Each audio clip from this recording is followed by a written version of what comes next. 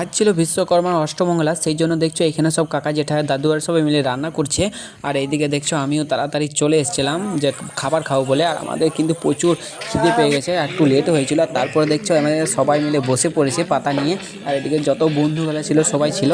আর তারপরে দেখো এরা সবাই আপন আপন ফোন দেখছিল।